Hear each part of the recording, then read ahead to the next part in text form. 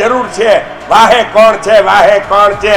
વાહે છે નરેન્દ્ર સોલંકી. છેલ્લા 3 મહિનાથી છાતી ઠોકીને કહું છું, અમે જાહેરમાં કહી છીએ, ચેલેન્જ સાથે કહી છીએ, જેનામાં તાકાત હોય આવી જાવ, તમારી પાસે જેટલું મેલું હોય એટલું લઈને. એણે મને કીધું છે કે ગીતાબેન મારી રક્ષા છે. અરે ભાઈ, ગીતાબેન તમારી રક્ષા છે તો પછી હાય આપા ગીતાની સમાજીય સેવા શેની છે?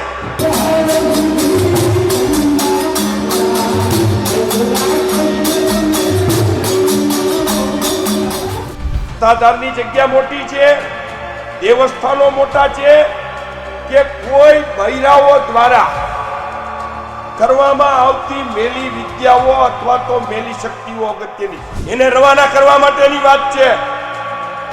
અલગ અલગ લોકો દ્વારા 15-20 વર્ષથી જે કઈ વાતો મૂકવામાં આવી છે, એ દરેક વસ્તુના પ્રૂફ અમે દેવા માટે તૈયાર છીએ. સતનો આધાર એટલે સત્તાધાર. અને આ જગ્યા છેલ્લા કેટલાક દિવસોથી આ વિવાદમાં આવે છે.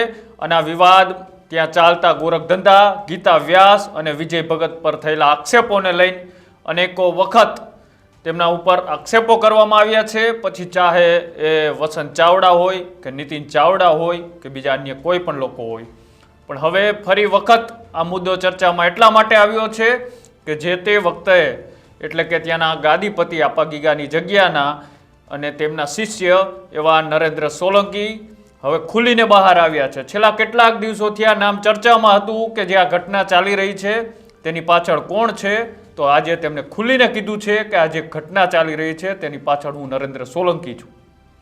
તેમણે અનેક આક્ષેપો કર્યા છે અને આક્ષેપો સાથે તેને 1 to 1 એટલે કે પ્રેસ મીડિયા અને તેમના જે આપા ગીગાની જગ્યાને માનતા લોકો હોય અને સામે વિજય ભગત એટલે કે 1 to 1 સામે બેહી અને હું જે પુરાવા આપું એ પુરાવાના જવાબ આપે અને આ જે વિવાદ ચાલે છે એના ખુલાસા કરે એવી ઓપન ચેલેન્જ સાથે તેમની એક વિડીયો વાયરલ થયો છે. શું છે સમગ્ર ઘટના અને આ વિડીયોમાં તે શું કહી રહ્યા છે તે પણ તમે એકવાર સાંભળો. પણ વ્યક્તિ દ્વારા રક્ષાઓની જરૂર છે તો ઈ જે તમારી કોઈ રક્ષાઓ કરતા હોય એની ભેગું રહેવું જોઈએ. તમારે સત્તાધારની જગ્યા મોટી છે, દેવસ્થાનો મોટા છે, કે કોઈ બૈરાઓ દ્વારા કરવામાં આવતી મેલી વિદ્યાઓ અથવા તો મેલી શક્તિઓ અગત્યની છે. અમે જાહેરમાં કહી છીએ, ચેલેન્જ સાથે કહી છીએ, જેનામાં તાકાત હોય આવી જાવ, તમારી પાસે જેટલું મેલું હોય એટલું લઈને. તમારે અમને ખાનગીમાં પીવડાવવાની જરૂર નથી. ચામાં, દૂધમાં, જમવામાં જેમાં દેવું હોય એવા લાવો. અમારા ગુરુપીરોના નામ લઈને અમે પીવા માટે તૈયાર છીએ. અમને ભરોસો છે અમારા ગુરુપીરો ઉપર, કારણ કે અમે દેવસ્થાનોને પૂજીએ છીએ. હું તો એમ કહું છું, કાઢો તમારા પગમાંથી જેણે બેડીઓ બાંધી છે એનાથી મુક્ત થાવ તમે. અને આપા ગીગાની સમાધિની સેવા ન કરી શકો તો કાંઈ નહીં, હવે ત્યાંથી રવાના થાવ સાહેબ. એને રવાના કરવા માટેની વાત છે. અલગ અલગ લોકો દ્વારા 15-20 વર્ષથી જે કઈ વાતો મૂકવામાં આવી છે, એ દરેક વસ્તુના પ્રૂફ અમે દેવા માટે તૈયાર છીએ. એક દિવસમાં નહીં આવી શકે સાહેબ, પણ દરેક પ્રૂફ દેશું. આજનો વિડીયો છે એ પણ તમે જોઈ લેજો. મારા બાપનું પ્રમાણ મારે છે, તમારા પ્રમાણની જરૂર નથી મારે. કોણ છે 4 ચંડાળ ચોકડી? મેં આજ કીધું છે, નામ આપો. વિજય ભગત અને ગીતાબેન, બીજા 2 કોણ છે એના નામ આપો. ચંડાળ ચોકડી તમારી ભેગી. બાકી નાના મોટા સમાજના લોકોને સત્તાધારની જગ્યાની અંદર હું એસપી ને કહેવાનો છું, પત્ર દ્વારા લેખિત જાણ કરવાનો છું. વિજય ભગતને હું નરેન્દ્ર સોલંકી મારા પર્સનલ ખર્ચે 24 કલાકનો કમાન્ડો આપવા માટે તૈયાર છું સાહેબ.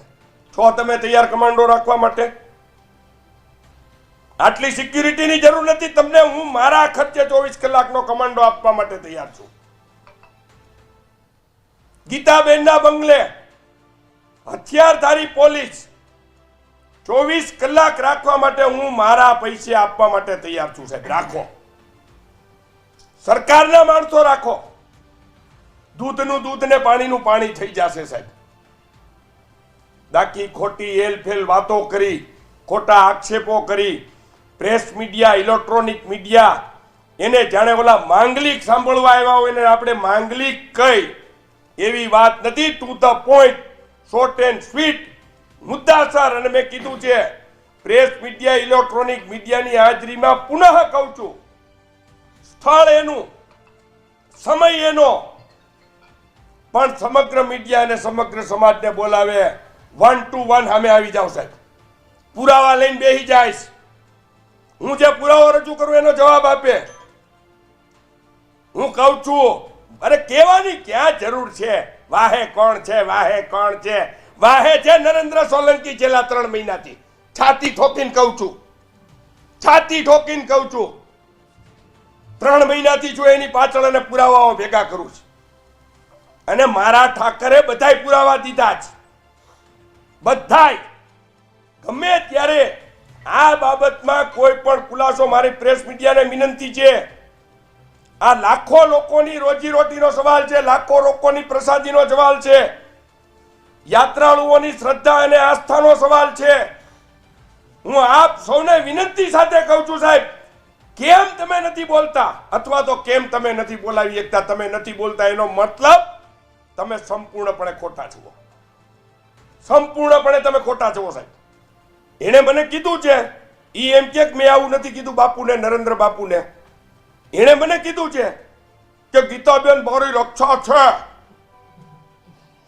અરે ભાઈ, ગીતાબેન તમારી રક્ષા છે તો પછી હા આપા ગીગાની સમાજીય સેવા છે ની છે. હું એમ કહું કે ફલાણી બેન, ફલાણો ભાઈ, ફલાણી વ્યક્તિ મારી રક્ષા કરે, મારો ઠાકર.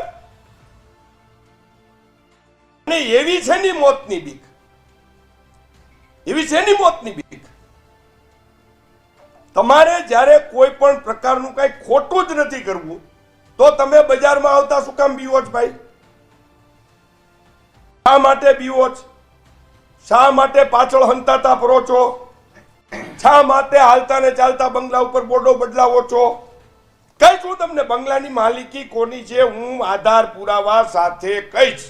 જે રીતના નરેન્દ્ર સોલંકીએ વાત કરી એ તમે જોયું, પણ એના પછી તેમને એક મોટા પુરાવા પણ રજૂ કર્યા. પુરાવા એવા છે કે જે ગીતા વ્યાસ ત્યાં મંદિર પરિસરની અંદર એક કાર્યક્રમ હતો, તેની અંદર તે ગરબે રમી રહ્યા છે અને ગરબે રમતા પણ તેમને વિડીયો જાહેર કર્યા છે. અને તેમણે કીધું છે આવા અનેક પુરાવાઓ મારી પાસે છે અને સમય આવતા હું જાહેર કરીશ, પણ એનામાં તાકાત હોય, એની પાસે સત્ય હોય તો મારી સામે 1 to 1 મીડિયાની સામે બેસી અને સમગ્ર ઘટનાનો ખુલાસો કરે. અને એમને જે વિડીયો જાહેર કર્યો છે એ વિડીયો પણ તમે એકવાર જુઓ.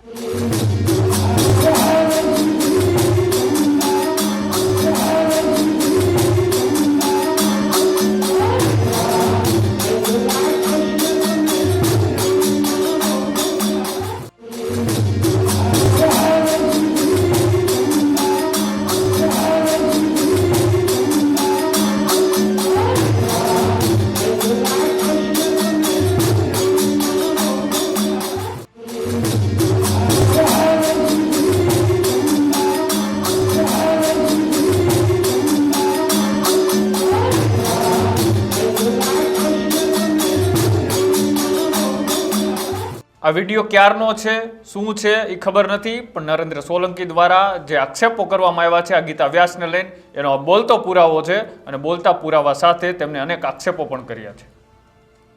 આ વિવાદમાં એક બાજુ તેમના સમર્થકો પણ આવેદનપત્ર આપતા હતા, ધ્વજારોહણનો કાર્યક્રમ પણ થયો, પણ હજી સુધી વિજય ભગત ખુલીને એક પણ વખત બહાર નથી આવ્યા, એક પણ વખત તેમની પર લાગેલા આક્ષેપોનો ખુલાસો નથી કર્યો.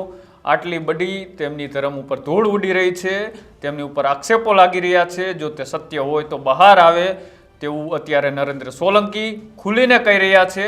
હવે જોવાનું રહેશે કે આની અંદર એકબીજા વચ્ચે જે ચેલેન્જ આપવામાં આવી છે કે ખુલ્લામાં ચર્ચા કરવામાં આવે, ચર્ચા થાય છે કે નહીં તે આગામી દિવસોની અંદર ખબર પડશે. પણ અત્યારે હાલ જે આ ખૂબ ચર્ચામાં આવી રહ્યો છે આ વિષય, તે નરેન્દ્ર સોલંકીએ કરેલા આક્ષેપોને લઈને છે. તો નમસ્કાર, અમારી યુટ્યુબ ચેનલ ન્યૂઝ રૂમને આપ સબસ્ક્રાઇબ કરો, લાઇક કરો અને શેર કરો.